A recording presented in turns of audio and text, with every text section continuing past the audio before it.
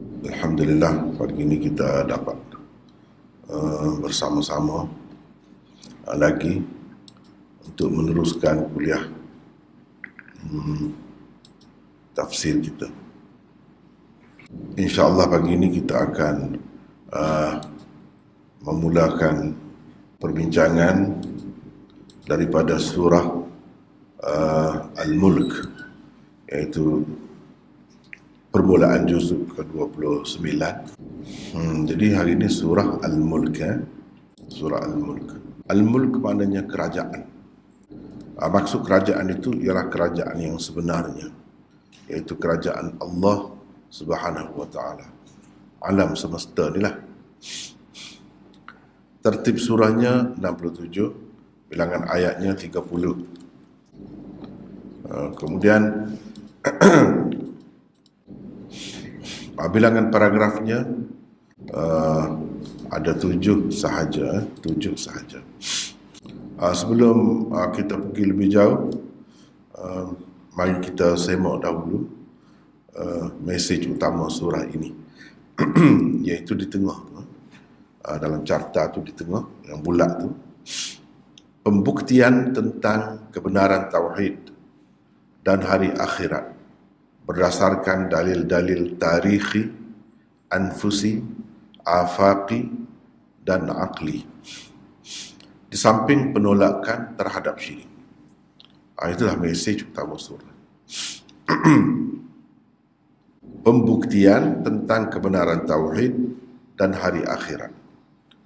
Mana tauhid itu benar, hari akhirat itu benar, akan berlaku berdasarkan dalil-dalil tarikhi, anfusi, afaqi dan aqli. Itu semua kita sudah tahu dah istilah-istilah itu. Di samping penolakan terhadap syirik. Tauhid lawannya syirik. Baik. Ada 7 paragraf semuanya. Paragraf 1 daripada ayat 1 hingga 4. Seruan kepada tauhid dan tujuan kejadian manusia atau matlamat kejadian manusia. Paragraf 2 ayat 5 hingga 11. Akibat buruk orang-orang yang menolak seruan kerasulan. Apa akibat buruknya menolak kerasulan? Paragraf 3 ayat 12. Akibat baik untuk orang-orang yang menerima seruan tauhid. Paragraf 4 ayat 13 hingga 17. Kebenaran tauhid. Kebenaran tauhid. Paragraf 5 ayat 18 hingga 23. Perbahasan dengan orang-orang yang tidak menerima akidah tauhid dan hari akhirat. Paragraf 6 ayat 24 hingga 28. Ancaman hari kiamat kepada orang-orang kafir. Paragraf 7 ayat 29 hingga 30. Kebenaran tauhid dan penolakan syirik. Semuanya macam tersebut di dalam mesej utama tadi, menggunakan dalil-dalil tarikhi, anfusi, afaqi dan aqli. Baik, seterusnya untuk kita lihat dengan lebih terperinci lagi apa yang telah terkandung secara umum, secara kasar di dalam carta tadi. Mari kita tengok perbincangan seterusnya. Zaman diturunkan. Baca Aiman. Zaman diturunkan. Surah Al-Mulk diturunkan setelah dakwah terbuka dilancarkan oleh Rasulullah di peringkat kedua kehidupan baginda di Mekah. Besar sekali kemungkinan ia diturunkan pada tahun keempat kenabian. Ketika itu, pemimpin-pemimpin Quraisy tegar dengan kekufuran mereka. Ayat 6. Selain menolak seruan tauhid dan percaya kepada akhirat yang disampaikan oleh Rasulullah, mereka juga tidak mempedulikan kedudukan baginda sebagai nadhir. Ayat 8, 9 dan 26. Mereka sebaliknya menuduh Rasulullah sebagai sesat, fi dhalalin kabir, ayat 9, dan fi dhalalin mubin, ayat 39. Surah Al-Mulk dilihat dari sudut tema, dalil-dalil dan kepadatan isi kandungannya, di samping gaya bahasanya yang begitu menarik menyerupai surah Qaf. Kelebihan surah Al-Mulk. Pertama, Rasulullah sallallahu alaihi wasallam selalu membaca surah Al-Mulk sebelum tidur. Kana la yanamu hatta yaqra'a alif lam mim tanzil wa tabarakalladzi biyadihi al-mulk. Bermaksud, Jabir bin Abdullah meriwayatkan bahawa Nabi sallallahu alaihi wasallam tidak tidur sebelum membaca alif lam mim tanzil dan tabarakalladzi biyadihi al-mulk. Sunan Tirmizi bab kelebihan Al-Quran bab berkenaan surah Al-Mulk, hadis 2892. Kedua, surah Al-Mulk adalah satu surah yang menjadi penghalang kepada azab kubur dan boleh melepaskan seseorang daripada azab kubur. Hiyal mani'ah, hiyal munjiyatun tunjihi min azabil qabr. Hadis riwayat Tirmizi daripada Ibn Abbas, hadis 2890. Ketiga, ia akan memberi syafaat kepada pembaca-pembacanya. Inna suratan minal Qur'ani 30 ayat. Syafaat li rajulin hatta ghufira lah. Wa hiya tabarakalladzi biyadihil mulk. Bermaksud sesungguhnya ada satu surah di dalam Al-Quran, ada 30 ayatnya. Ia akan memohon syafaat untuk pembacanya sehingga ia diampuni Allah. Surah itu ialah tabarakalladzi biyadihil mulk, yakni surah Al-Mulk. Hadis riwayat Tirmizi bab kelebihan Al-Quran, bab kelebihan surah Al-Mulk, hadis 2891, hadis hasan. Keempat, surah Al-Mulk akan membela pembacanya di akhirat nanti. Khasabat an sahibiha hatta adkhalathul jannata wa hiya tabarakalladzi. Bermaksud ia akan membela pembacanya sehingga memasukkan pembacanya ke dalam syurga, iaitu tabarakalladzi. Hadis riwayat Tabarani di dalam Mu'jam Al-Awsat, hadis 3654. Berkaitan surah Al-Mulk dengan surah sebelum dan selepasnya. Di dalam ayat ke-8 surah At-Tahrim terdapat doa memohon nur dan maghfirah. Syarat-syarat penerimaan doa itu disebutkan di dalam surah Al-Mulk. Orang-orang yang menerima seruan tauhid akan berhak mendapat keampunan daripada Allah yang bersifat dengan Al-Ghafur, yakni Maha Pengampun. Ayat 12. Beberapa kata kunci dan tema utama surah. Pertama, surah Al-Mulk adalah satu surah yang lengkap. Di dalamnya terdapat seruan kepada ajaran tauhid, kerasulan dan kepercayaan kepada hari akhirat. Ia dikemukakan berpandukan dalil-dalil. Kedua, ahli neraka bukan sahaja akan mengaku mereka telah mendustakan rasul masing-masing, bahkan mereka juga telah mengatakan rasul-rasul itu sesat. Fi dhalalin kabir, ayat 9. Rasulullah sallallahu alaihi wasallam juga didustakan dan dikatakan sesat. Fi dhalalin mubin. Ketiga, firman Allah, fasata'lamuna man huwa fi dhalalin mubin, ayat 29, mengancam orang-orang Quraisy bahawa tidak lama lagi kamu akan tahu siapa yang sesat, kamu atau Rasulullah. Keempat, perkataan nadhir telah digunakan sebanyak 3 kali di dalam surah ini, ayat 8, 9 dan 26. Tanggungjawab Rasulullah yang utama ialah inzar, memberi amaran dan ancaman. Perbuatan inzar itu merupakan penyempurnaan hujjah dari pihak Allah. Penjaga neraka juga akan bertanya orang-orang yang masuk neraka dengan pertanyaan, tak pernahkah datang kepada kamu pemberi ancaman? Kelima, di dalam surah ini perkataan man digunakan beberapa kali. Melaluinya min dunillah dan ghairullah diperlekeh dan kekuasaan serta keagungan Allah pula dibuktikan. Ayat 20. Amman hadzal ladzi huwa juwadul lakum yansurukum min dunir rahman. Ayat 20. Bahkan siapa dia yang menjadi tentera bagi kamu, yang akan menolong kamu selain dari Allah yang Maha Pemurah? Ayat 21. Amman hadzal ladzi yarzuqukum in amsaka rizqah. Ayat 21. Atau siapa dia yang dapat memberi rezeki kepada kamu jika Allah menahan rezekinya? Ayat 30. Qul ara'aytum in asbaha ma'ukum ghauran faman ya'tikum bima'in ma'in. Ayat 30. Katakanlah lagi, bagaimana fikiran kamu sekiranya air kamu hilang lenyap di telan bumi, maka siapakah selain Allah yang dapat mendatangkan kepada kamu air yang sentiasa terpancar mengalir? Tujuan soalan-soalan ini dikemukakan ialah supaya manusia menolak kesyirikan, mengakui kekuasaan Allah dan sedar tentang betapa lemah dan tidak berupayanya ghairullah. Itulah secara lebih terperinci, walaupun ringkas juga, lebih terperinci lagi daripada apa yang tersebut di dalam carta tadi.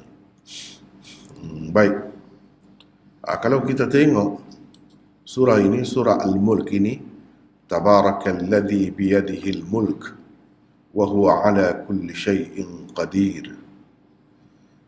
Alladzi khalaqal mauta wal hayata liyabluwakum ayyukum ahsanu amala wa huwal azizul ghafur. Dan seterusnya daripada ayat ini, kalau kita tengok, inilah tujuan yang dalam carta tadi kita buat. Ayat 1 hingga 2, tujuan kejadian manusia, iaitu liyabluwakum ayyukum ahsanu amala. Beberapa kali di dalam Quran, dalam beberapa surah, lebih kurang beginilah maksudnya, iaitu Allah Subhanahu Wa Taala menjadikan hidup mati kamu itu sebagai ujian kepada kamu. untuk nak tengok ayyukum ahsanu amala. Siapakah antara kamu yang terbaik amalannya. Jadi Allah yang menjadikan mati. Jadi mati itu pun makhluk juga. Sebab khalaqal mauta wal hayat. Bukan hidup saja, makhluk dijadikan oleh Allah mati juga. Sebagaimana hidup pun ada masa dia, ketentuannya, mati pun begitu. Jadi bukan dalam pilihan kita untuk mati itu. Ada orang yang mati dalam perut ibu lagi, ada orang yang mati sehari saja lahir mati, tak sempat sehari pun. Ada 2 minggu, ada sebulan, ada setahun, ada ketika zaman kanak-kanak, ada ketika zaman remaja, ketika dewasa, tak tentu. Bukan kata mati ini khusus dengan orang tua saja. Dulu akan mati, tak mesti begitu. Jadi kenapa Allah SWT simpan tu rahsia tu? Supaya kita berhati-hatilah. Jangan berasa sedap hati sangat. Jangan berasa lambat lagi lah nak mati. Jadi tak apalah kita lebih kurang pun melakukan dosa, tak apa, lambat lagi mati. Jangan berasa begitu. Mati ni boleh berlaku bila-bila masa saja. Dan selalu kita tengok, kita dengar di sekeliling kita, orang tu mati, orang ni mati. Kadang-kadang kalau kita bergambar tu, kalau kita bergambar 3, 4 orang, 5 orang, tinggal kita seorang dalam gambar tu, yang lain mati dah. Kita duduk tengok. Lepas tu kita pun macam tu juga. Tak ada lebih daripada orang lain. Cuma lambat sikit, itulah, tak tahu siapa dulu, siapa kemudian. Hidup pun sama juga. Kita dilahirkan di zaman ni. Kenapa tidak 200 tahun dahulu? Kenapa tidak 200 tahun kemudian? Kenapa di sini? Kenapa anak orang ni? Orang lain pun ada juga anak yang hidup juga. Tak faham semua tu. Adakah kita boleh jawab? Tak boleh jawab. Siapa yang buat? Orang lain siapa yang boleh buat? Jadi ikut mana-mana pun, bagi umur panjang pun untuk ujian, bagi umur pendek pun ujian, mati sendiri pun ujian, anak mati pun ujian, ayah mati pun ujian, mak mati pun ujian. Jadi hidup senang pun ujian, hidup susah pun ujian juga, hidup jadi pemerintah pun ujian, hidup jadi rakyat pun ujian. Semua ada, tak terlepas daripada ujian. Jadi bila kata ujian tu nak tengoklah. Itulah ayyukum ahsanu amala. Tuhan nak tengok siapa di antara kamu yang paling baik amalannya. Jadi bila dia nak tengok, bukan dia tengok sajalah. Ada balasan dan ganjarannya lah, kira-kiranya. Begitu. Dan bila kata ada yang terbaik amalannya, kira-kiranya ada juga lah yang paling tidak baik. Sama juga, balasannya ada. Daripada situ, itu menunjukkan ada akhirat lah tu. Ada yang tidak suka, ada yang suka. Ada yang baik, ada yang buruk. Ada yang baik, ada yang buruk. Ada surga, ada neraka, ada lawan. Semuanya ada lawan. Wasyaf'i wal watri. Demi yang genap. Yang genap tu ada lawan lah. Hidup lawannya mati, susah lawannya senang, suka lawannya duka, dahulu lawannya kemudian, perempuan lawannya lelaki, tua lawannya muda, semua ada lawan itu. Jadi bila ada lawan itu, begitulah juga baik buruk ni pun ada lawan dia, ada balasan dia, takkan sama hidup dengan mati, tak sama. Lepas tu di dalil afaqi, khalaqas samawati wal khalaqa sab'a samawati tibaqa. Tak tengok ke langit, 7 lapis. Ma tara fi khalqir rahmani min tafawut.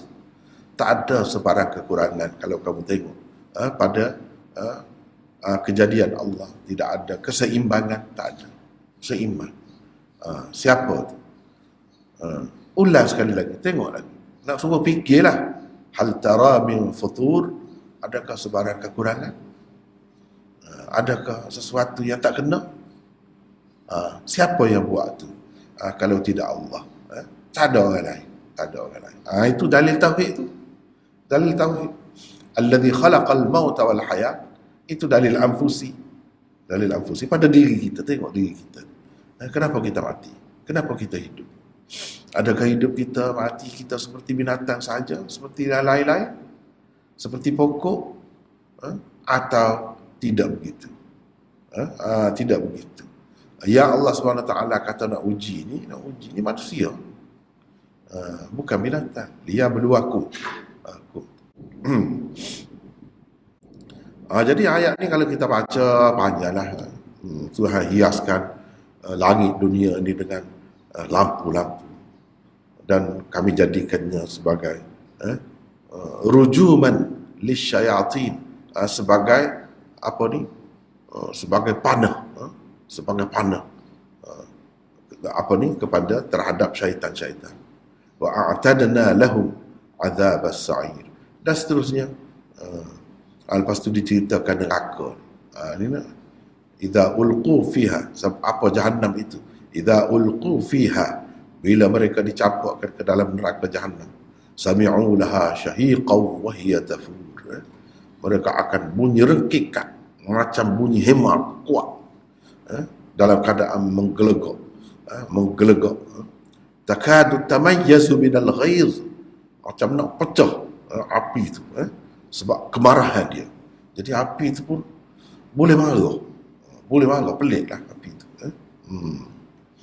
Itu tak takut ke? Itu maksud dia sebut-sebut tu, tak takut ke? Kalau kamu takut, jangan buatlah syirik. Tauhid tu kena ambil lah jalan tauhid. Sebab yang Tuhan paling marah sekali syirik lah. Setiap kali dicampakkan ke dalamnya faujun, satu kumpulan, sa'alahum khazanatuha, penjaga-penjaganya bertanya, alam ya'tikum nadhir, tak pernah dah sampaikah kepada kamu pengancam? Jadi jangan buat main-main dengan pengancam tu. Siapa pengancam tu? Nabi-nabi. Tak pernah sampai kah? Tak ada kau orang yang bagi tahu.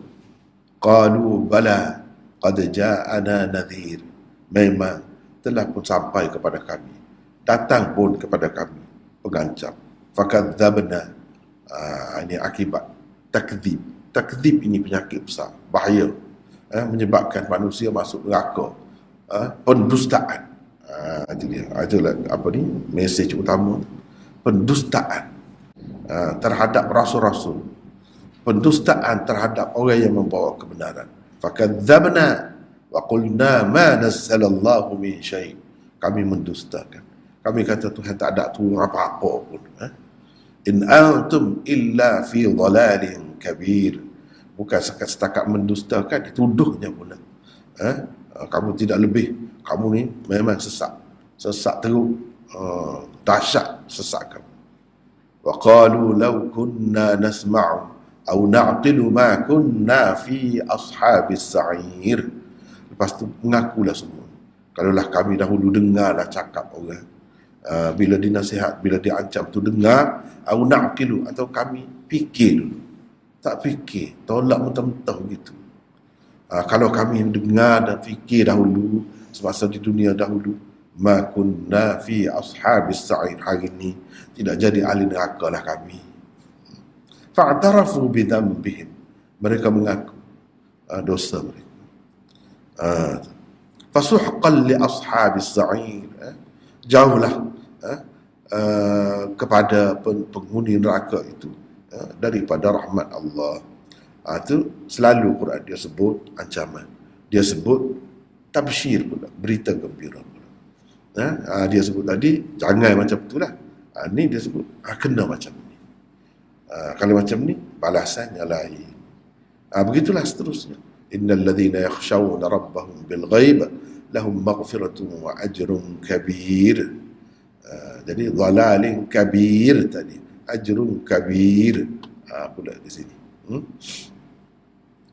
Yang kita kata sesat telajak tu, sesat teruk tu, dapat pahala yang besar pula kalau ikut dia je. Tu dia. Orang-orang yang takut kepada Tuhan mereka walaupun tak nampak, lahum maghfirah, mereka akan mendapat maghfirah, keampunan, dan ajrun kabir.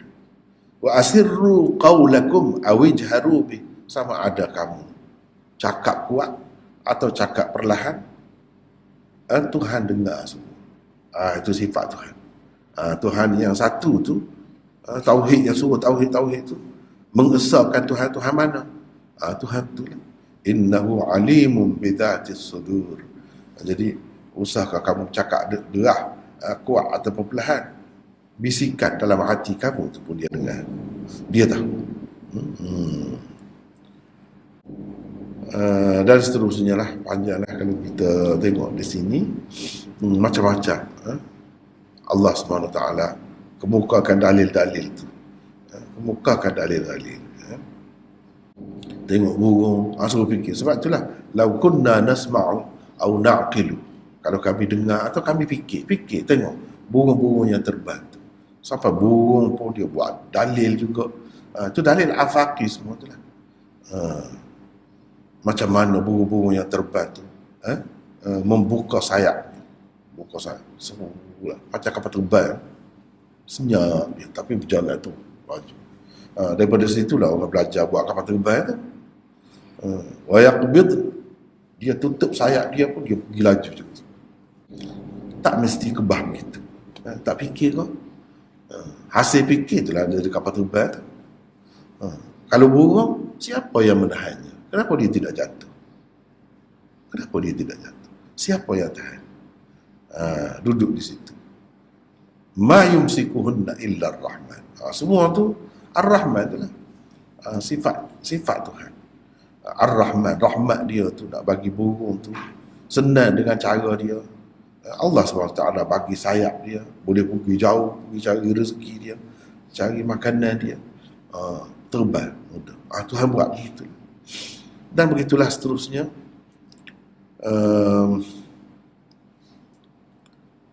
Ni sampai akhir. Akhir sekali, qul ara'aytum in asbaha ma'ukum ghawra. Cuba cerita, tulis cerita. Royak tak? Kalau bahasa Kelantan, royak tak? Lagu mana kalau tiba-tiba air kamu hilang, tak ada dalam tanah? Kalau tak ada, faman ya'tikum bima'in ma'in, siapa boleh bawa? Yang ada dalam tanah siap ada tu, siapa yang buat? Kalau pergi pada pasir,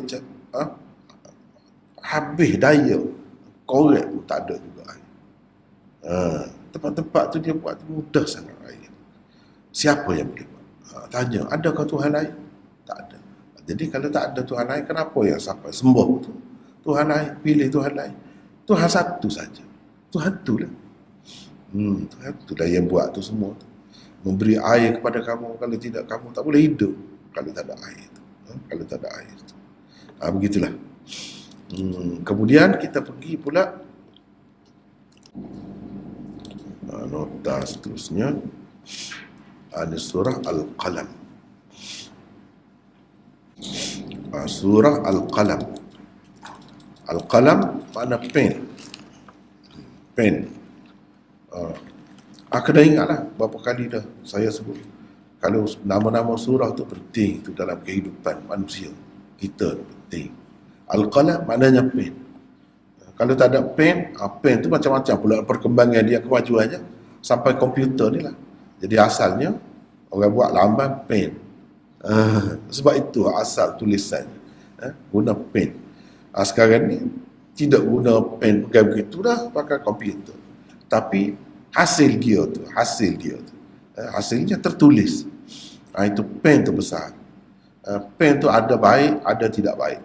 Sekarang ni kita boleh baca semua ni sebab ada pen lah ni. Buat kerja dengan pen lah ni, kerja al-qalam lah ni, orang panggil.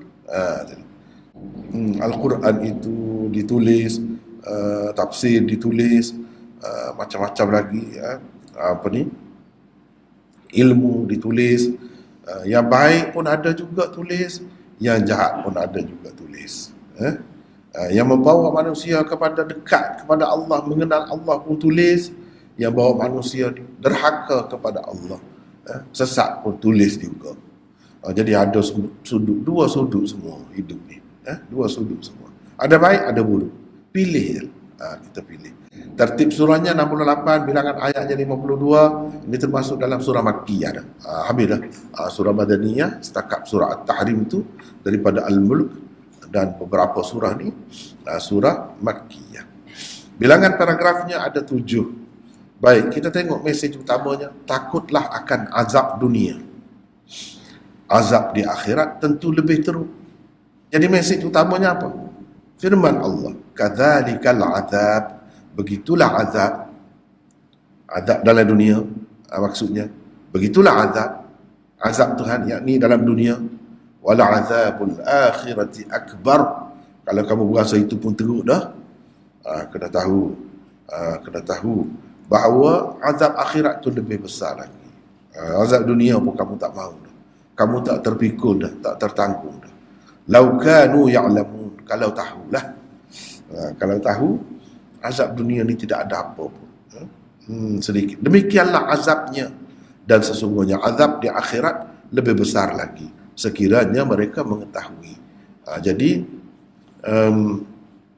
mesej utama surah ni duduk di situ, pada ayat tu.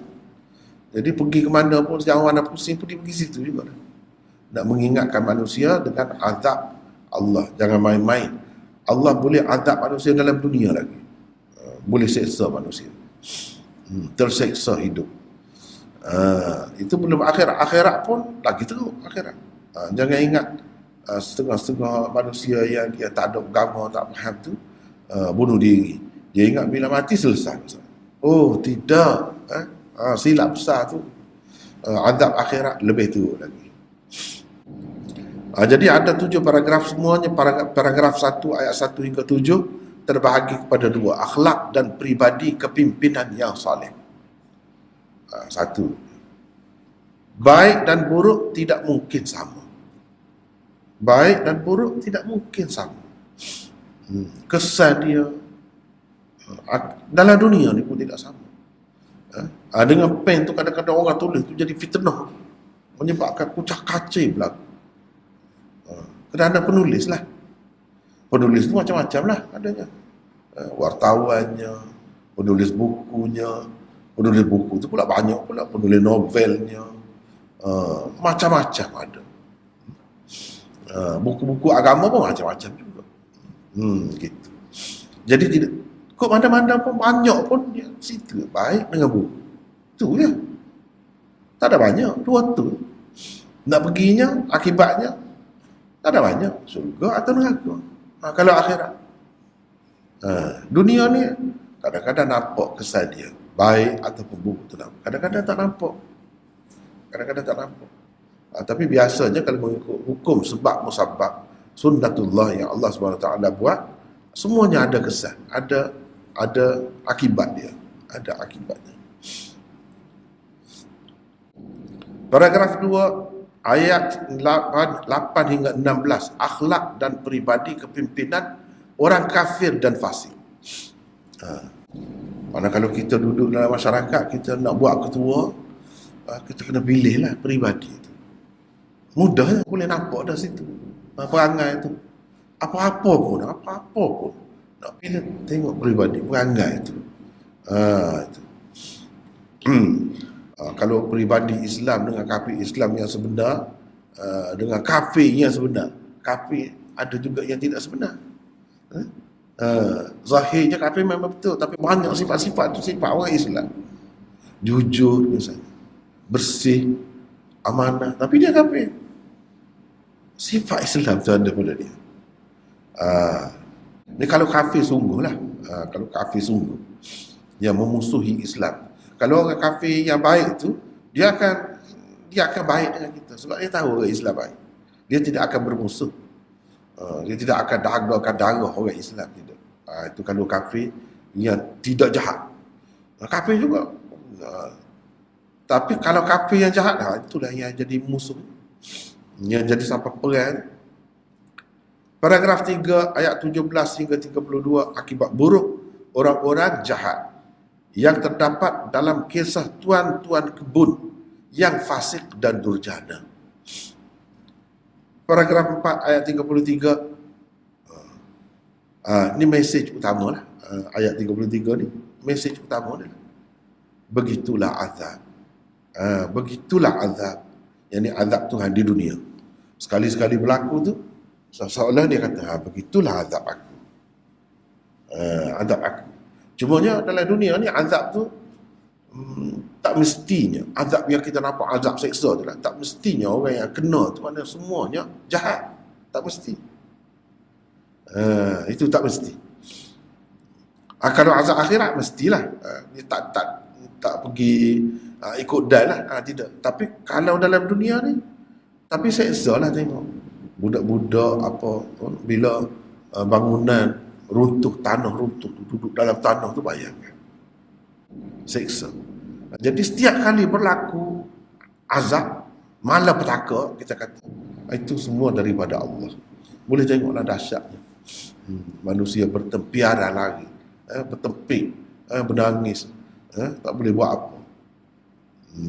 Setiap kali berlaku tsunami ke pada tahun sekian-sekian, lepas tu ini pula berlaku, ada, sentiasa ada.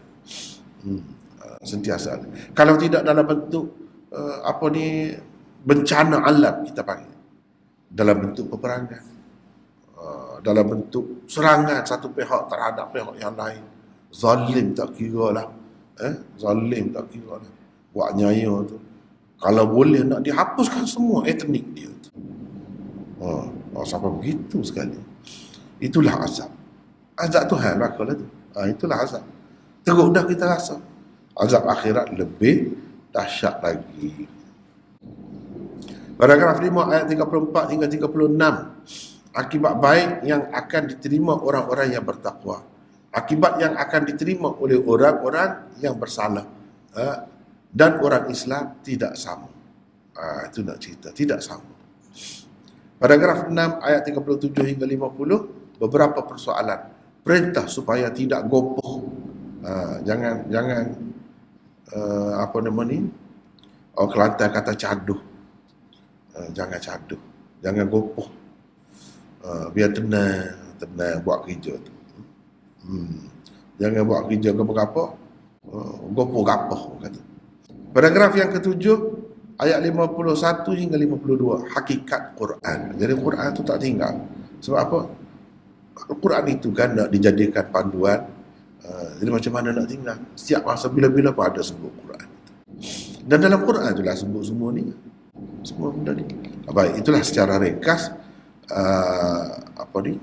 dalam carta itu. Sekarang kita baca pula. Baca Aiman. Zaman diturunkan. Surah Al-Qalam diturunkan setelah dakwah terbuka dilancarkan dan selepas berlakunya hijrah ke Habsyah, yakni pada bulan Rejab tahun kelima kenabian. Mungkin sekali ia diturunkan di akhir tahun kelima kenabian. Pada ketika itu, penentangan pihak musyrikin Mekah begitu memuncak dan mereka sudah mula menuduh Rasulullah dengan pelbagai tuduhan seperti majnun, yakni gila, dan maftun, yakni gila. Ayat ke-10 hingga ke-15 berkemungkinan diturunkan berkenaan seorang pemimpin musyrikin bernama Akhnas bin Shuraik Al-Thaqafi. Dalam bahagian ini telah dikemukakan beberapa sifat buruk pemimpin kafir Quraisy dan umat Islam dilarang daripada mengikutinya. Ayat ke-16 sanasimuhu 'alal khurtum pula berdasarkan asbabun nuzul diturunkan berkenaan dengan pemimpin Quraisy yang terkenal bernama Walid bin Al-Mughirah Al-Makhzumi. Berkaitan surah Al-Qalam dengan surah sebelum dan selepasnya. Pertama, di dalam surah Al-Mulk tersebut intipati seruan Islam. Di dalam surah Al-Qalam ini pula, umat Islam dilarang daripada mentaati pemimpin kafir yang menolak dakwah Islam. Ayat 8. Di dalam surah Al-Mulk tersebut tuduhan orang-orang musyrikin Mekah terhadap Rasulullah di mana mereka mengatakan baginda berada dalam dalalun kabir, yakni kesesatan yang teruk. Di dalam surah Al-Qalam ini pula, Rasulullah sallallahu alaihi wasallam dituduh mereka sebagai majnun, yakni gila.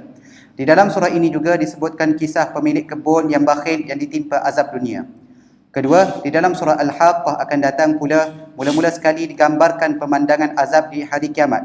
Kemudian disebutkan pula azab-azab dunia yang telah menimpa kaum Ad, kaum Thamud, kaum Lut, kaum Nuh dan Fir'aun. Di dalam kedua-dua surah, orang-orang musyrikin Quraisy diancam dengan azab dunia yang boleh menimpa mereka.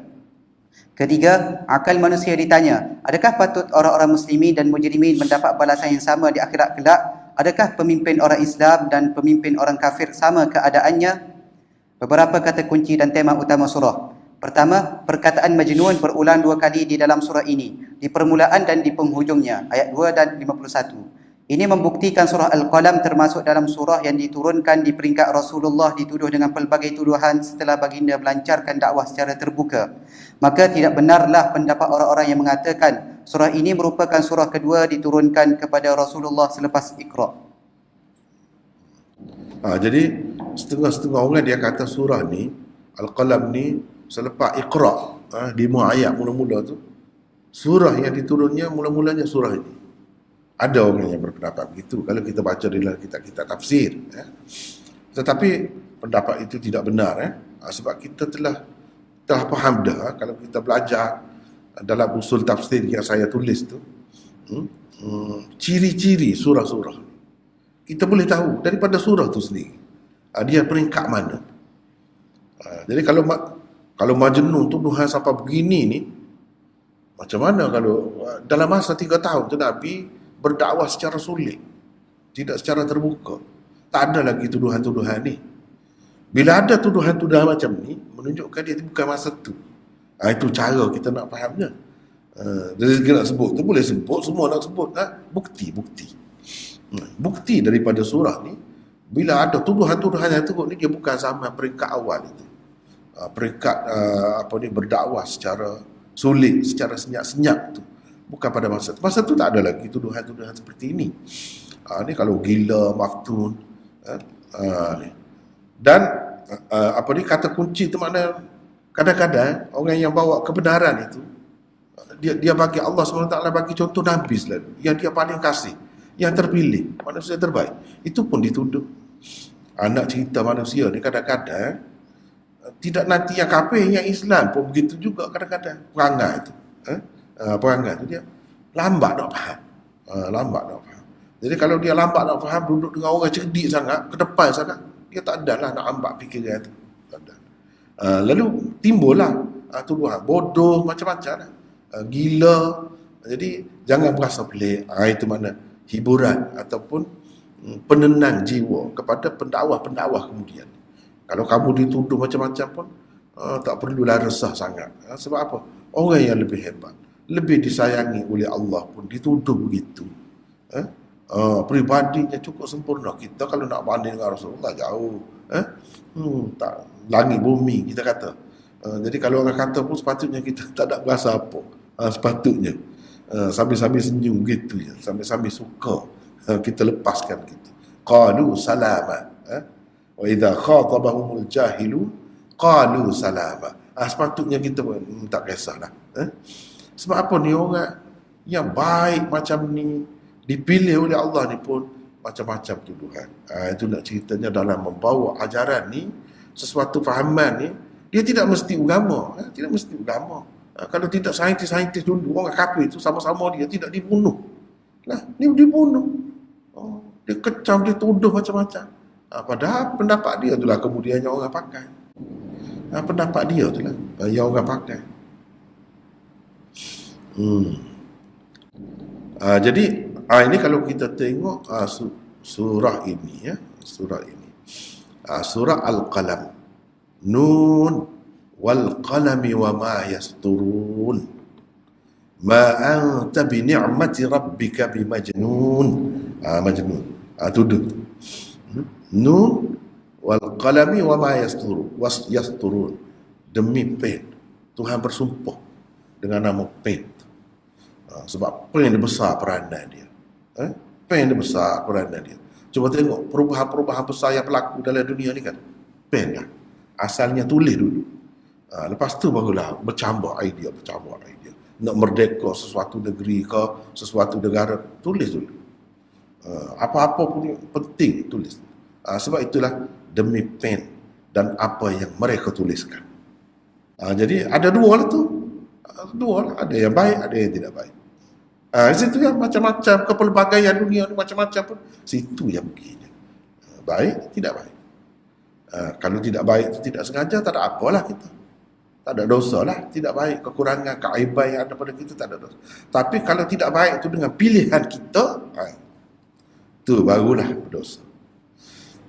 Kekurangan, kejahatan, kecacatan, kalau tidak dengan pilihan kita, tak ada dosa.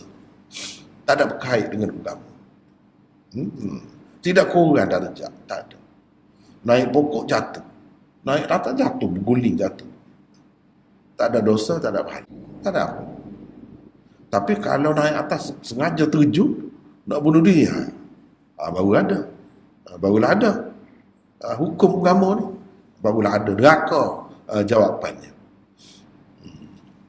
Jadi banyaklah cerita ni. Jangan kamu taat kepada orang-orang yang berdusta. Mana kalau nak pilih pemimpin, ni semua ni pemimpin ni. Nak pilih pemimpin pada masa tu, pada masa Nabi tu. Nak pilih Nabi ke nak pilih satu pihak lagi. Tengok perangai tu. Di sini Allah bilang satu-satu perangai di pihak sana, di pihak sini pun tengok. Dia nak tuduh orang yang sebaik itu gila dan macam-macam. Yang dia tu apa? Apa tak ada perangainya. Di sini disebut ni. La tuti' kull halafin mahin, hammazin masya'in binamim, manna'in lil khairi mu'tadin athim, utullim ba'da dhalika zanim, an kana dha malin wa banin. Ni satu-satu. Jangan kamu taat kepada setiap orang, tak kira bila-bila masa, di mana, bangsa mana. Kalau suka bersumpah sangat, sikit-sikit bersumpah, sikit-sikit bersumpah, jangan dengar. Berhati-hati. Kullu hammaz halafin mahin, halafin mahin, hammazin masya', ni semua hammaz, masya', binamim, semua ni sifat-sifat keji. Hammazin, suka mengaibkan orang, memfitnah orang, menguduh orang. Orang tak kena semua tak kena, dia saja yang kena. Masya'im binamim, duduk sana, pergi sana sini, pergi kemari, sana kemari, nak sebar acuman, fitnah. Fitnah. Manna'il lil khair, kalau nak buat baik, tak sukalah dia. Dialah yang jadi penghalangnya. Dialah yang jadi penghalang, penyekatnya. Orang nak buat baik. Mu'tadin, melampau. Sikap melampau, suka menceroboh hak orang. Athim, berdosa, banyak melakukan dosa. Utullin ba'da dhalik. Utullin maknanya seorang yang keji percakapan dia. Mulut dia tu lancang. Huduh, mulut huduh. Orang Kelantan kata mulut huduh. Berani menyumpah, berani menyeranah orang, berani membodohkan orang, kata orang gila. Jangan. Ba'da dhalika zanim. Zanim, padahal dia tu bukanlah orangnya terpilih sangat. Tak tahu bapak siapa pun dia tu. Ni dia ada ni orang berkenaan di zaman Nabi. Bangga, sombong sampai begitu tu. Sebenarnya kalau dicek keturunan dia pun tak ada bersih mana. Ya dia tuduh macam-macam tu, semua orang tahu orang yang mulia, keturunannya pun mulia.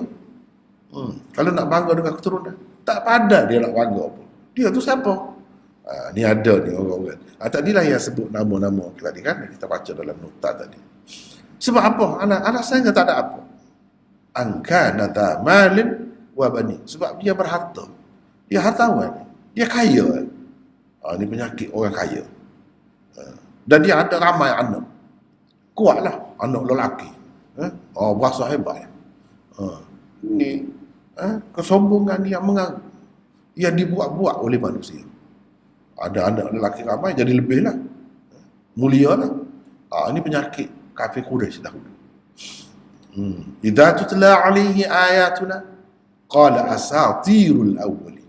Kalau dibacakan di hadapannya ayat-ayat kami, dia kata ni dongeng, cerita-cerita dongeng zaman dahulu. Itu dia tidak dengar, dia tidak nak fikir. Sanasimuhu alal khurtum. Khurtum ni makna belalai. Orang ni diisyarat kepada hidungnya mancung. Hidungnya mancung, dia bangga sangat. Kan? Orang kata berasa hidung tinggi. Maknanya orang sombong, megah. Dia berasa lebih. Nanti kita cok atas. Belalai dia nanti. Bui dengan besi panas. Dan dia berasa lebih sangat. Nanti kita cok dengan porsi panah atas hidung dia tu. Itu Tuhan kata. Kami uji mereka sebagaimana kami uji ashabal jannah. Ni ada. Ni orang Islam. Zaman dahulu cerita ni, orang Islam. Tak boleh orang Islam. Orang kafir apa pun, orang Islam pun akan kena ujian azab Tuhan kalau tak kena gaya. Ni contohnya. Cerita orang zaman dulu ada kebun dia senang, orang senang. Keluarga dia senang. Ashabal jannah. Jannah bukan makna syurga, kebun dalam dunia. Idza aqsamu la yasrimunha musbihin wa la yastathnun. Wa la yastathnun. Dia kata kita akan pergi petik buah kita pada waktu pagi. Wa la yastathnun, dan dia tidak simpan untuk orang-orang miskin, orang-orang yang memerlukan. Tak, nak ambil semua untuk dia. Fatafa 'alaiha ta'ifun min rabbika wa hum naimun. Lepas tu mari bencana Tuhan, habis sapu ketika mereka duduk tengah tidur. Dia tak sedar kebun dia habis dah. Musnah habis dah. Fa asbahat kas-sarim. Jadi apa? Kebun dia tu jadi hitam legam. Terbakar hangus semua. Hitam legam. Fatanadaw musbihin, bila pagi. Biasanya dia pergi tengah hari. Kalau pergi tengah hari tu orang miskin pun ada lah pergi minta sikit, kena bagi orang ni sikit, kena bagi orang. Dia tak mahu bagi, kedekut. Jadi caranya kita pergi awal pagi, besok. Jangan pergi macam biasa tu, sibuk dengan orang-orang miskin. Susah, orang miskin. Kita pergi pagi lah. Fatana daw musbihin, bila pagi berseru-seru apa main-main. Kita pergi, masa ni tak ada orang miskin. Mari kita pergi petik buah kita. Fantalaqu wa hum yatakhafatun. Sambil-sambil berjalan tu duduk cerita macam-macam lah. Banyak hasil kita akan dapat ni kalau jual boleh berapa banyak dah. Macam-macam lah cerita. Sebab apa pergi pagi sangat tu? Takut-takut ada orang miskin pergi. Takut-takut ada orang miskin pergi. Jadi pergi tu padanya dengan sembunyi-sembunyi tanpa diketahui. Bila pergi tu, falamma ra'auha, bila tengok kebun tak jumpa kebun. Qalu inna ladallun, atau kita sesat ke ni? Kenapa tak ada kebun? Habis macam lain dah jadi. Macam lain dah jadi. Kalau orang zaman dulu 100 tahun tak payah 100 tahun, 50 tahun dahulu je. Pergi dekat Pasir Tumbuh dekat Cabai, tak kenal. Padahal tempat dia selalu lalu situ. Saya selalu lalu. Sekarang ni kita dah tengok cepat berubah. Sama ada berubah dalam bentuk pembangunan atau hilang. Kalau hilang, macam mana nak kenal? Rumah tu habis runtuh. Jadi pada jarak, pada terkukur kata. Rata. Sepos-sepos di Iraq, sepos-sepos di Syria mana kan, kena serang. Habis jadi tanah semua. Jadi mana-mana lari tu kalau dia balik dia tengok mana rumah kita. Tak ada.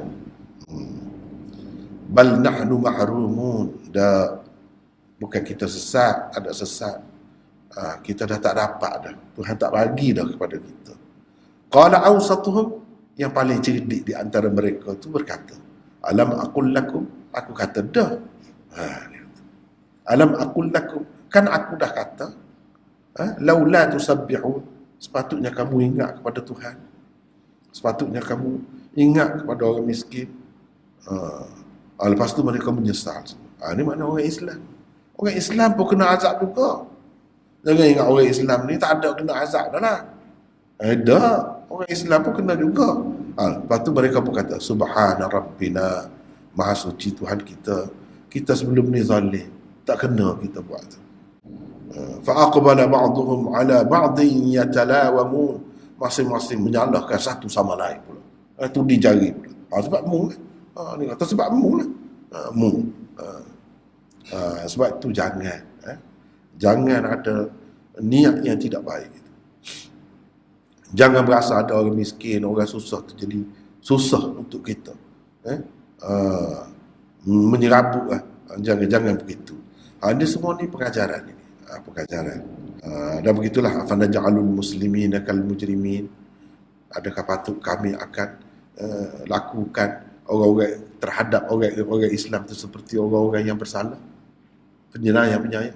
Tentu tidak begitu. Jadi orang muslimin akan surga lah tempat dia sebab dia buat baik. Hasil dia pun lain. Mujrimin macam lain. Begitulah seterusnya. Lepas tu ada panduan juga di sini. Sebab tu kalau tengok carta daripada ayat berapa ke ayat berapa, kena sabar banyak. Fasbir li hukmi rabbika wala takun ka sahibil hut. Apa yang berlaku tu semua pengajaran kepada kita. Sabarlah dalam menjunjung titah perintah Tuhanmu. Jangan kau jadi seperti sahibil hut, orang yang dimakan oleh ikan. Idnada wa huwa makzum, ketika dia berseru, wa huwa makzum, dalam keadaan sedih, duka cita. Sebab apa kaum dia tu tidak beriman dengan dia. Nabi Yunus lah maksudnya. Nabi Yunus, ini cerita. Kena sabar. Cerita Nabi Yunus pula kepada Nabi kita pun sebagai peringatan. Kepada orang-orang lain pun begitulah.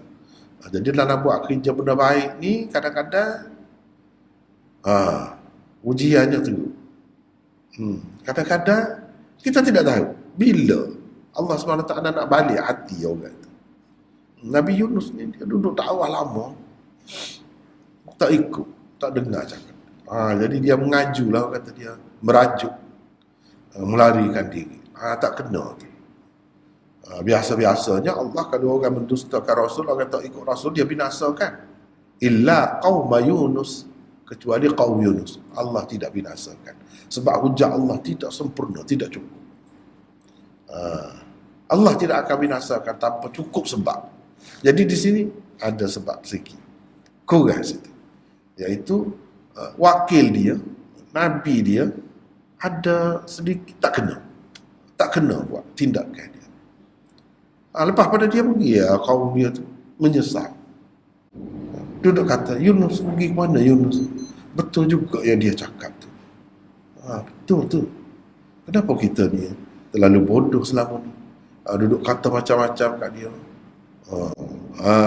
Lepas tu mereka tu beriman. Lamma amanu kashafna anhum azab al-khizi. Bila mereka beriman, kami lepaskan mereka daripada azab. Sebab apa? Ada ni tak kena sedikit. Maknanya Allah kalau dia seksa, kalau dia hukum, mesti cukup dah hujah. Kalau tidak, dia akan lepas. Dia akan lepas. Ini semua ni dalam dunia ni. Sebab tu kita kena baca mesej utama tadi. Kadzalikal azab, begitulah azab Tuhan. Azab akhirat lagi teruk lagi. Ini semua ni azab dunia berlaku. Allah boleh hukum seseorang. Allah telah hukum. Nabi dia pun, dia telah hukum. Kamu siapa? Kamu siapa? Nabi dia pun dia hukum kalau tak kena. Dalam dunia ni lagi. Duduk dalam perut ikan selama mana? Laula an tadarakahu min ni'matin min rabbih lanubidha bil a'ra wa huwa madhmum. Kulit dia ni jadi nipis. Jadi lembut dah kulit. Tak mati pun nasib baik. Kulit ni jadi lembut. Kalau tidak nikmat kami tu, kalau tidak dia tu mendapat nikmat kami daripada Tuhannya, nescaya dia dicampur bil ara, di tempat kosong, tanah terbuka, wa huwa mazmum, dalam keadaan tercela. Tapi dia ni bagus, dia ni orang bagus dah, cuma ada tak kena. Tuhan nak ajar sedikit, ada tak kena. Jadi di situ disebut apa ni, di sini disebut di tempat lain, di tempat lain Allah SWT di sini dia sebut, Allah SWT sebut di tempat lain, iaitu nikmat Tuhan, Tuhan, rahmat Tuhan. Allah SWT tumbuhkan pokok apa, yaqtin ini pokok labu, jadi daun dia menjalar. Nabi Yunus tu dicampurkan di atas tu. Dia tidak kena pasir yang panas tu. Kalau tidak, bayangkanlah, kulit dia sudah lembek dah, lembek dah, sakit macam kanak-kanak baru lahir. Lebih daripada tu lagi pedih kalau kena. Bayangkan kalau di atas pasir yang panas itu dicampurkan. Tapi tidak. Sebab kami tahu dia pun baik. Berat tugas Rasul ni pun. Tugas Rasul. Tugas pendakwah pun berat. Tak kena gaya, gitulah. Tak kena gaya. Kena gaya boleh pahala banyak. Boleh pahala banyak. Tak kena gaya, jadi dihukum oleh Allah. Kadang-kadang dalam dunia lagi dihukum. Kadzalikal azab. Wal azabul akhirati asyad. Lebih berat lagi. Tak apalah. Lepas tu kita pergi kepada surah Al-Haqqah. Surah Al-Haqqah. Haqqah daripada haqqah. Yahiqqu. Sesuatu yang benar. Maknanya sesuatu yang benar-benar akan berlaku. Apa? Kiamat lah maksudnya. Tertib surah ke-69, bilangan ayatnya 52, surah ni surah Makkiyah, bilangan paragrafnya ada 7. Mesej utamanya, hendaklah kamu beriman kepada Al-Quran dan beramal soleh supaya kamu dapat menerima suratan amalan dengan tangan kananmu. Dan kamu akan menjadi orang yang berbahagia. Sebab tanda di akhirat besok, orang yang terima suratan amalan dia dengan tangan kanan, tandalah itu orang yang bertuah, bernasib baik. Dia tidak ahli neraka. Begitulah. Kalau orang yang dapat sebelah kiri, sudah. Jangan begitu. Jadi biar betul-betul beriman dan beramal soleh supaya dapat terima suratan amalan dengan tangan kananmu. Baik, ada 7 paragraf. Paragraf yang pertama ayat 1 hingga 3, ancaman dengan hari kiamat. Ancaman dengan hari kiamat itu al-haqqah, mal-haqqah. Dalam qawaid tafsir itu, kalau dia udah tanya itu tak apa makna. Itu kita sudah bertemu dah di dalam qawaid tafsir. Tengok di sana. Paragraf 2 ayat 4 hingga 12, sejarah kemusnahan kaum Ad, Thamud, Fir'aun, Lut dan Nuh. Sekali lagi saya sebut dah sebelum pada ni, tapi takut terlupa. Kenapa cerita yang sama dikemukakan? Dan cerita tu kaum-kaum tu sekitar tak jauh lah daripada tanah Arab, sekitar-sekitar tu lah. Padahal manusia dia bertamadun banyak lagi di tempat-tempat lain. Adakah tidak berlaku azab Tuhan di tempat lain? Adakah tidak ada Nabi di tempat lain? Jawabnya semua ada. Dulu sebelum Nabi kita sudah ada. Tapi yang disebut begini ni, ini yang diketahui oleh orang-orang Arab yang mula-mula terima Al-Quran itu. Satu. Yang kedua, ini juga yang diketahui oleh ahli kitab daripada kitab-kitab suci mereka tu dah sebut dah cerita ni. Mereka pun tahu, mereka pun percaya. Jadi kalau nak sebut benda yang entah berentah, kita kata orang yang tak tahu betul ke tidak cerita ni, kau dongeng pula. Jadi lebih baik diceritakan yang semua pihak yang mula-mula berhadapan dengan Nabi pada ketika itu tahu cerita tu. Walaupun lama dah, sebab peristiwa tu peristiwa besar bersejarah, jadi diceritakan turun-temurun oleh nenek moyang mereka sampai kepada generasi kemudian. Dalam kitab-kitab Taurat, kitab Injil pun ada sebut benda tu, kaum-kaum ni. Jadi itu tujuannya. Bukan maknanya di tempat lain tak ada orang zalim, tak ada orang jahat, tidak ada kebinasaan, Allah SWT timpakan kebinasaan. Tidak, ada berlaku di mana-mana pun. Cuma ini dikemukakan sebagai contoh. Sebagaimana kalau kita nak faham dalam syurga, kenapa sebut buah-buah yang hanya dikenali oleh mereka. Saya dah sebut dah. Jadi jangan timbul kemuskilan di situ. Dah kata Quran ni untuk seluruh dunia, untuk semua umat. Kenapa tak sebut? Biarlah nampak global sikit. Biarlah nampak universal sikit, kita kata. Mungkin kita kata begitulah. Kenapa tak sebut buah durian? Sekali pun tak sebut. Contohnya. Takut-takut mari dalam fikiran kita begitu. Jadi jawabnya, sebab buah durian tu tak ada di tempat dia. Dia tak terfikir pun ada benda tu. Tak terfikir. Bahkan kalau kemuka benda tu jadi fitnah pula. Habis masa pula di situ. Kamu cakap apa? Durian? Apa durian? Buah. Mana buah? Oh, dia ketawa pula dengan sebab tu. Rasulullah sallallahu alaihi wasallam akan ditertawakan pula, dia ejek pula. Setara tak bawa benda-benda pelik begitu pun dia kata gila. Dia kata macam-macam dah. Kalau bawa benda begitu, kami tak akan terima. Kalau selagi kamu tak mari, ni buah durian.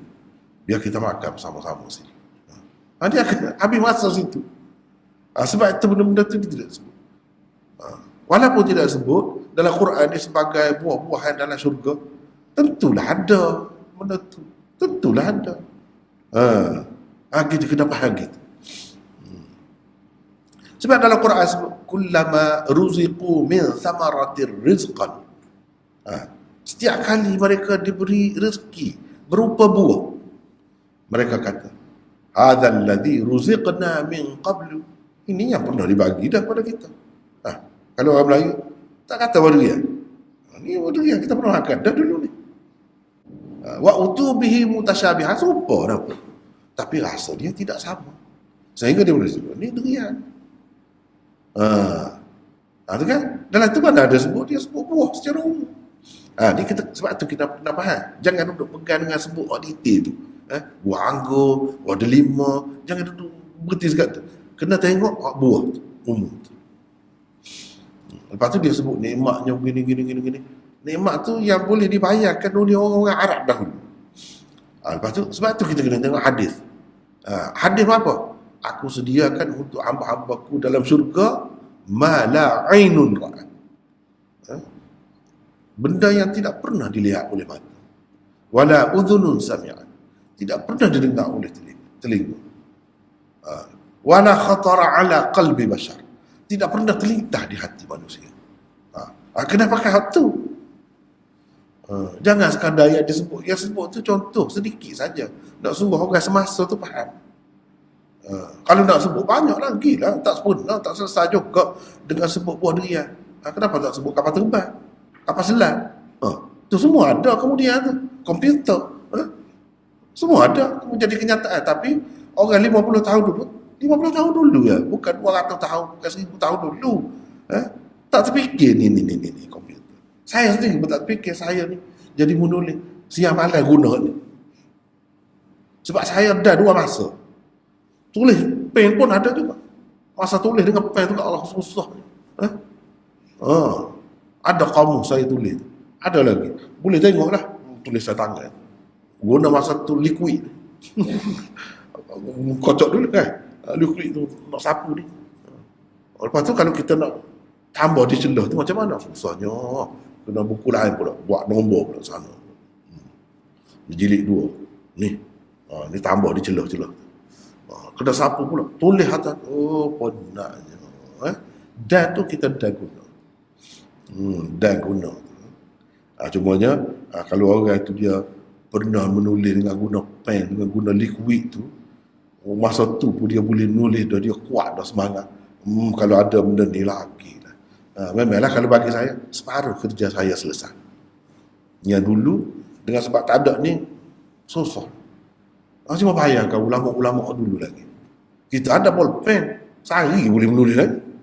Dia kena celup. Celup.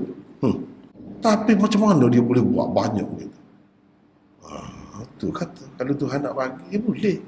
Kalau Tuhan nak bagi, ketika tak ada kemudahan, boleh. Lebih banyak lagi daripada kita dia tulis. Yang guna komputer ni. Tak boleh. Kalau Tuhan nak bagi, boleh. Kuasa Tuhan. Gitu ya. Mudah. Baik. Jadi itu kena faham betul tu. Kenapa contoh ni saja? Kalau buah kan buah tu saja. Banyak lagi yang lain. Dan buah lain pun tidak kurang juga khasiatnya. Jangan duduk peling situ lah. Tu tak faham orang luar peling kan. Peling situ jadi bingung situ. Jangan. Paragraf 3 ayat 13 hingga 18 pemandangan hari kiamat. Paragraf 4 ayat 19 hingga 24 suratan amalan orang-orang baik dan kesudahan yang baik untuk mereka. Paragraf 5 ayat 25 hingga 37 suratan amalan untuk orang-orang yang jahat dan kesudahan buruk untuk mereka. Paragraf yang ke-6 ayat 38 hingga 51 pengenalan Al-Quran. Paragraf 7 ayat 52 tuntutan mengakui kemahasucian Allah. Mana kita kena mengaku maha suci Allah itu. Okey. Seterusnya untuk lebih detail lagi tengok situ. Zaman diturunkan. Surah Al-Haqqah juga seperti surah At-Tur diturunkan pada peringkat kedua kehidupan Rasulullah sallallahu alaihi wasallam di Mekah sekitar tahun keempat hingga kelima kenabian. Ketika itu pelbagai tuduhan dilemparkan kepada Rasulullah sallallahu alaihi wasallam seperti baginda adalah penyair, tukang tenung, seorang yang mengada-ngadakan cerita dan lain-lain. Sayyidina Umar mula-mula sekali terkesan dengan beberapa ayat di permulaan surah Al-Haqqah. Musnad Ahmad daripada riwayat Ibn Umar. Berkaitan surah Al-Haqqah dengan surah sebelum dan selepasnya. Pertama, di dalam surah Al-Qalam telah disebutkan azab dunia yang telah menimpa pemilik-pemilik kebun yang bakhil dan dikatakan azab akhirat lebih teruk lagi daripada itu. Di dalam surah Al-Haqqah ini pula, perkataan mula-mulanya Al-Haqqah mengisyaratkan kepada azab akhirat. Kemudian dikemukakan pula kisah 5 kaum yang telah dibinasakan, iaitu kaum 'Ad, Thamud, Fir'aun, Al-Mu'tafikat, yakni kaum Lut dan kaum Nuh. Kedua, di akhir surah Al-Qalam terdapat ayat Al-Quran yang berbunyi وَمَا هُوَ إِلَّا ذِكْرٌ لِلْعَالَمِينَ.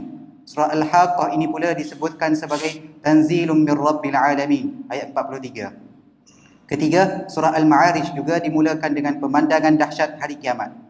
Beberapa kata kunci dan tema utama surah. Pertama, di dalam surah ini perkataan yang digunakan untuk hari kiamat ialah Al-Haqqah, bererti suatu hari yang benar-benar akan berlaku atau suatu hari yang akan membenarkan apa yang benar.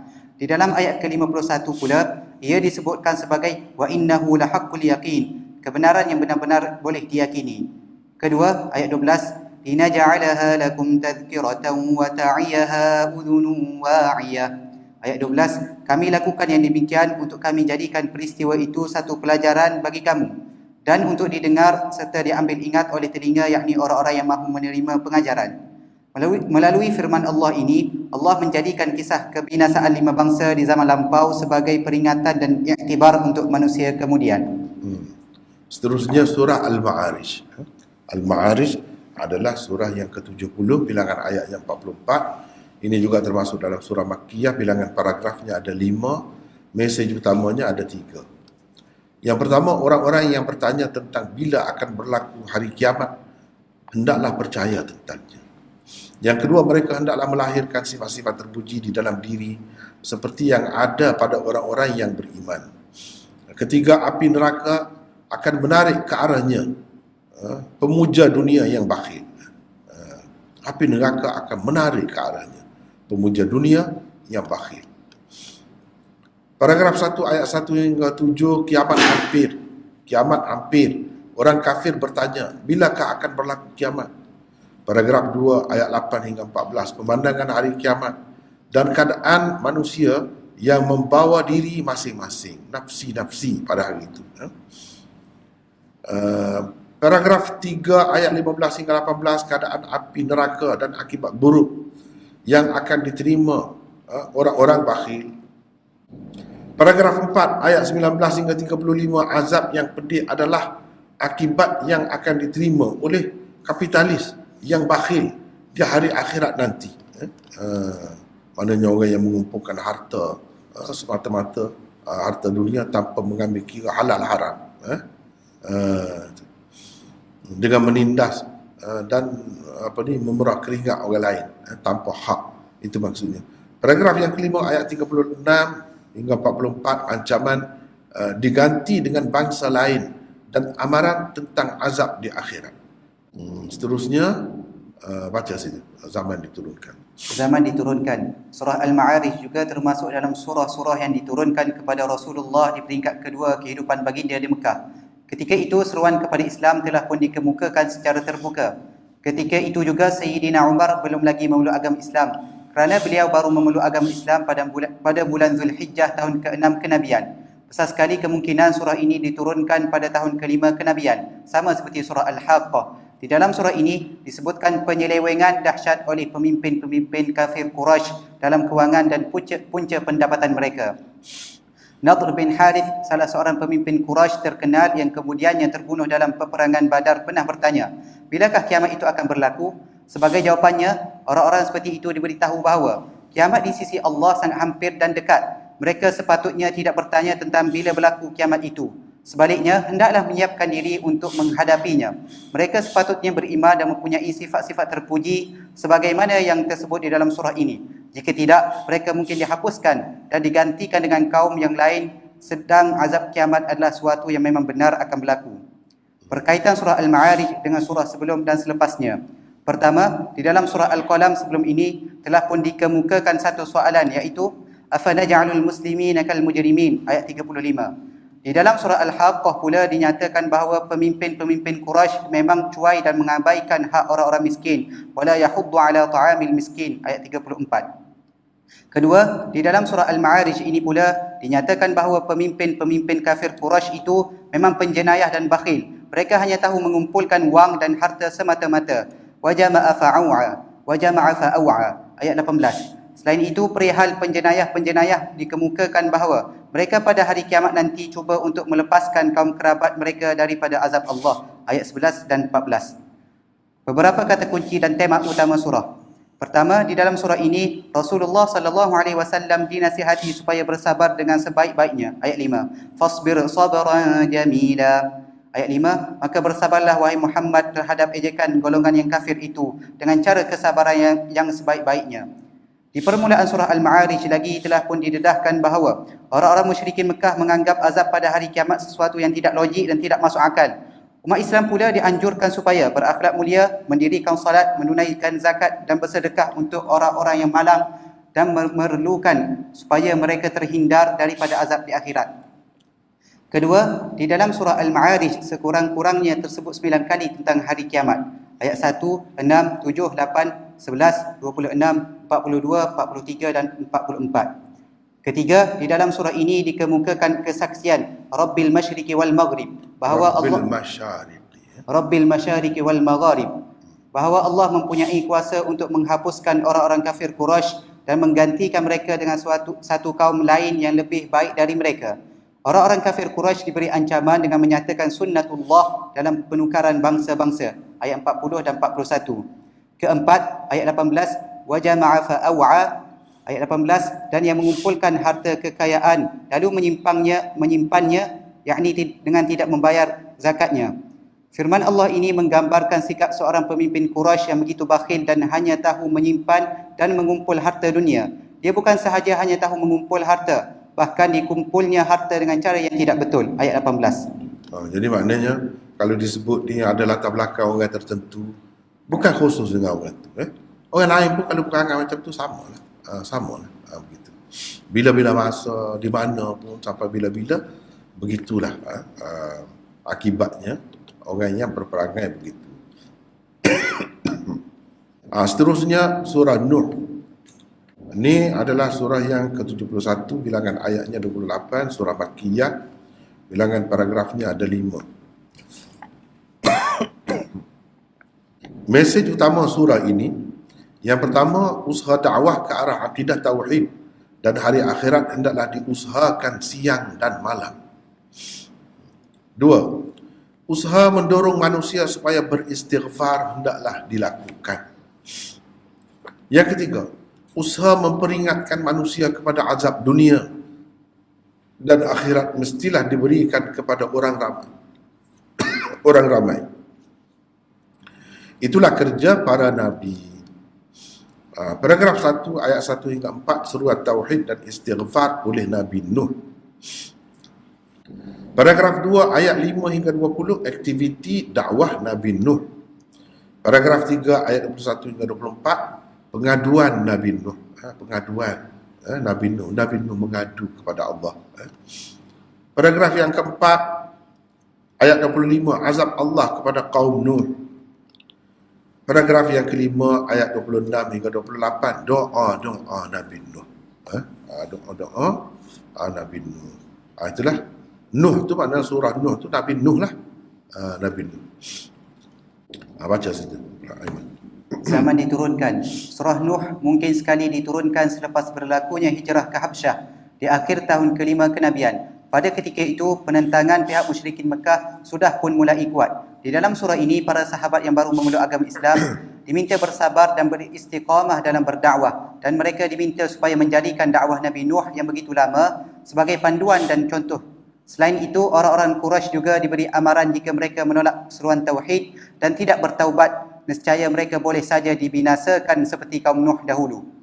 Berkaitan surah Nuh dengan surah sebelum dan selepasnya, di dalam surah Al-Ma'arij sebelum ini telah dikemukakan gambaran tentang hari kiamat. Di dalamnya juga telah dinyatakan akibat buruk yang akan diterima manusia kedekut di hari akhirat nanti. Selain itu, orang-orang kafir juga diancam dengan azab dunia berupa penukaran suatu bangsa dengan bangsa yang lain mengambil tempatnya. Di dalam surah Nuh ini pula, untuk manusia terhindar daripada azab dunia dan akhirat, mereka hendaklah mengambil iktibar daripada seruan dan dakwah Nabi Nuh yang dikemukakan dengan terperinci. Di dalam surah Al-Jin selepas ini disebutkan tentang kalangan jin yang bertuah kerana setelah mereka mendengar Al-Quran, mereka terus berdakwah dan menyeru sesama mereka kepada ajaran Islam. Beberapa kata kunci dan tema utama surah. Pertama, di dalam surah Nuh disebutkan adab-adab dan disiplin dakwah. Kedua, di dalam surah ini juga dinyatakan selain menyeru manusia kepada akidah tauhid, kerasulan dan kepercayaan kepada hari kemudian, manusia hendaklah diberi ancaman tentang akibat menolak akidah-akidah tersebut. Ketiga, di dalam surah Nuh, manusia diseru supaya benar-benar merasai bahaya dan keburukan dosa-dosa lalu. Mereka diseru supaya beristighfar. Di samping itu, kelebihan istighfar juga dinyatakan. Istighfar ayat 10 dan maghfirah ayat 4, 6 dan 28. Perkataan-perkataan ini diulangi beberapa kali.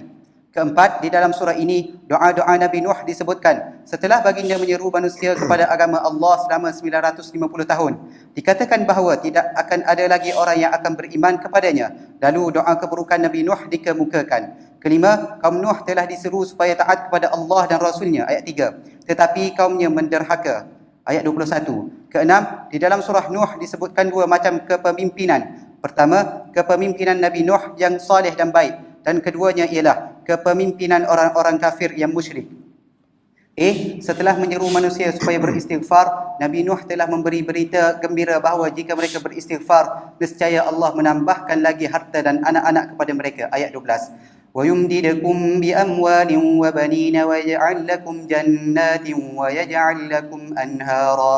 Ayat 12, dan ia akan memberi kepada kamu dengan banyaknya harta kekayaan serta anak pinak. Dan ia akan mengadakan bagi kamu kebun-kebun tanaman serta mengadakan bagi kamu sungai-sungai yang mengalir di dalamnya. Tetapi kaum Nuh sebaliknya mengikut kepemimpinan orang musyrik. Kerana itu harta benda dan anak-anak mereka tidak bertambah, sebaliknya mereka semakin rugi. Ayat 21. قال نوح رب إنهم عصوني واتبعوا من لم يزده ماله وولده إلا خسارا. Ayat 21, Nabi Nuh merayu lagi dengan berkata, wahai Tuhanku, sesungguhnya mereka telah menderhaka kepadaku dan mereka telah menurut orang yang harta bendanya dan anak pinaknya tidak menambahinya melainkan kerugian di akhirat kelak. Itulah yang tersebut di dalam surah Nuh, surah Nuh. Ini kalau kita tengok di sini, macam mana Nabi Nuh menyeru kaumnya. Di sini, apa yang diseru oleh Nabi Nuh? Seruan dia apa? Ani'budullah wattaquh wa ati'un. Sembahlah kamu akan Allah dan bertakwalah kamu kepadanya dan kamu taatlah akan Aku. Yaghfir lakum min dhunubikum. Nescaya kalau kamu buat begitu, Allah akan mengampunkan dosa-dosa kamu. Wa yuakhirkum ila ajalin musamma. Dan Allah akan memperlewatkan kamu, menangguhkan kehidupan kamu hingga ke suatu masa tertentu. Inna ajalallahi idza jaa la yuakhkhar. Ketentuan Allah, ajal Allah itu bila datang tidak ditakhirkan lagi, tidak ditangguh-tangguh lagi. Lau kuntum ta'lamun.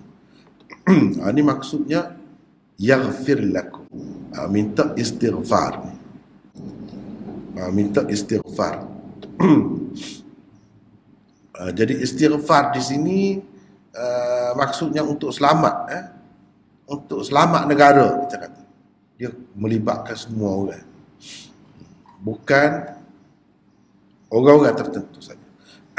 Kalau kita istighfar kita sendiri, bergunanya untuk kita. Tapi kalau istighfar orang-orang tertentu yang ada kepentingan dalam masyarakat, ada kedudukannya dalam masyarakat, kesan dia sebagaimana kalau dia buat kerja apa-apa, kesannya umum kepada orang lain. Istighfarnya begitu juga, umum juga, untuk orang-orang lain juga.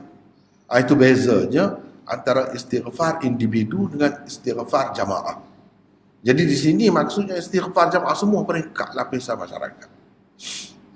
Daripada raja, sultan, mana kena insaf, kena berhenti benda-benda yang tidak baik yang mereka buat, kena kembali kepada Allah, betul keadaan.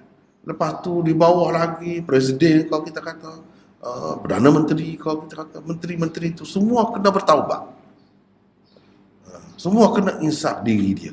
Itu maksud istighfar yang umum, yang luas. Barulah negara tu akan selamat. Akan selamat macam mana? Kira-kiranya kita ni boleh dihancurkan pada tahun berapa kita kata. Tapi dengan sebab istighfar secara menyeluruh ni, umat ni insaf, Allah SWT boleh satu, 2-3 abad lagi, boleh panjang lagi umur. Itu kelebihan dia. Itu maksud wa yuakhirkum ila ajalin musamma. Faedah istighfar. Istighfar itu maknanya sedar diri lah, bertaubatlah.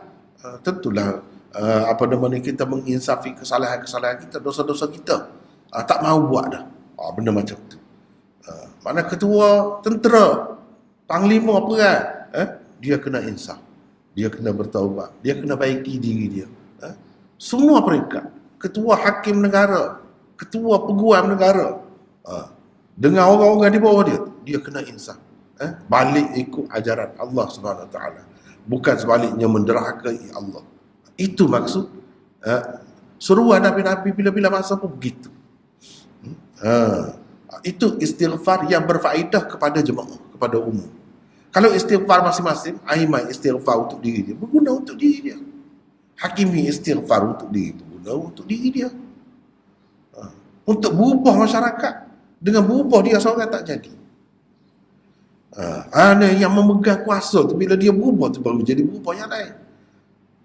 Sebagaimana dia boleh buat polisi, berubah polisi jadi berubah, memang berlaku kan tu.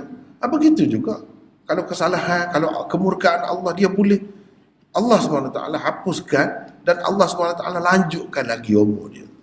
Sebab kita tengok, kalau kita tengok bangsa-bangsa dalam dunia ni, bangsa-bangsa dalam dunia ni, kadang-kadang dia pupus, tak ada negara dia, tak ada. Bangsa ada, negara tak ada. Negara tak ada. Mana matilah mati, ajal. Setakat tu je. Ada setengah-setengah tu, ada tapi lemah. Dalam keadaan teruk lah. Ada juga. Setengah-setengah tu pada hilang teruk. Daripada peta, tak ada dah peta. Contoh kalau kita nak sebut lah.